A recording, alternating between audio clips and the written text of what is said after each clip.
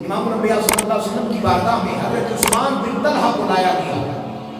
یہ وہ بندہ تھا جس کے نسل کے پاس، جس کے آباء و اجداد کے پاس کعبے کی چابی تھی۔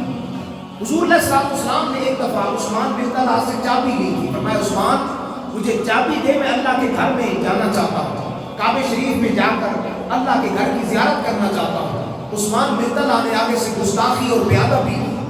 حضور علیہ السلام کی بارگاہ میں نازیبا کلمات کہے، اور آخر میں جو کلمہ تھا نا وہ بڑا دل دہلا دینے والا تھا۔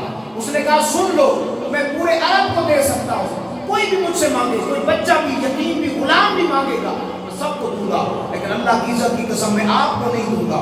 حضور علیہ السلام کا محبت بھرا عالم دیکھیے، حالانکہ صحابہ بھی ساتھ تھے، اب کہہ سکتے جاؤ صحابہ اس کو دو لگاؤ اور چابی لے کر کے آؤ، لیکن محبت کا عالم دیکھو۔ فرمایا عثمان ایک دن چابی میرے ہاتھ میں ہوگی، ایک دن چابی میرے ہاتھ میں ہوگی، اور پھر میں جس کو چاہوں گا عطا فرماؤں گا۔ اس نے آگے سے پھر گستاخی کی اور بے ادبی کی۔ اب جب فتح مکہ ہوا وہی عثمان بن طلحہ ہے، وہی بے ادبی اور گستاخی ہے، لیکن آج سر جھکا ہوا ہے، ہاتھ بندھے ہیں، جسم پر کپ کپی تاری ہے، دونوں ہاتھوں سے ایسے چابی اٹھا کے کھڑا ہے حضور کے سامنے۔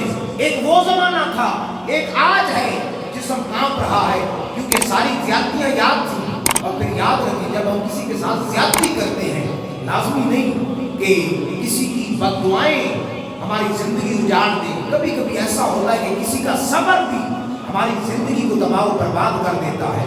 اس لیے یہ نہ سوچیں کہ کوئی آپ کو بد دعا نہیں دے رہا۔ اگر آپ کسی کے ساتھ زیادتی کر رہے ہیں، اگر آپ کسی کے ساتھ ناانصافی کر رہے ہیں، غور کرنا کہیں ایسا نہ ہو کہ اس کا صبر آپ کی زندگی تباہ کر دے۔ اس بات کو اپنے ذہن میں ضرور رکھنا۔ اب آج اس کو ساری باتیں یاد تھی، بے ادبی اور گستاخیاں بھی یاد تھی، اس نے جو گالیاں نکالی تھی وہ بھی یاد تھی۔ سامنے کھڑا ہے، ہاتھ میں ایسے چابی ہے۔ امام الانبیاء صلی اللہ علیہ وسلم نے کعبہ شریف کو کھولا، صفائی فرمائی، نفل ادا کی۔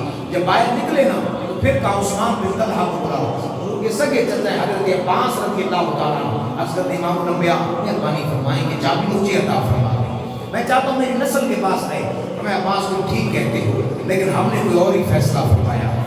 عثمان بن طلحہ کو بلایا گیا۔ اب جب دوبارہ آیا اسی طرح جسم پر کپ کپی تاری ہے، سر نیچے ہے، آنکھیں ملانا جو ہے وہ گوارا ہی نہیں کر رہا، کیونکہ اپنی ظلم اور زیادتیاں یاد تھیں۔ امام الانبیاء صلی اللہ علیہ وسلم نے فرمایا نا عثمان بن طلحہ ہماری بارگاہ بادشاہوں والی نہیں ہے کہ یہاں سر جھکایا جائے، میں سر اٹھا کے کھڑا ہوں۔ جو حضور کی بارگاہ میں آیا ہے، حضرت عباس مانگ رہے ہیں، دوسرے صحابہ موجود ہیں، حضور نے فرمایا جا عثمان یہ چابی تیرے پاس۔ عثمان نے جب یہ منظر دیکھا نا تو حضرت عثمان بن طلحہ کی آنکھوں میں آنسو ہے، روتا ہوا حضور کے قدموں میں گر گیا۔ عرض کی یا رسول اللہ یہ کیا ہے؟ فرمایا وما ارسلناک الا رحمۃ للعالمین، کائنات کے ذرے ذرے کے لیے رحمت بن کے آیا ہوں۔ عثمان بن طلحہ قدموں میں ہے، یا رسول اللہ چابی بعد میں لوں گا، میں نے کلمہ پڑھا کے اپنا غلام بنا۔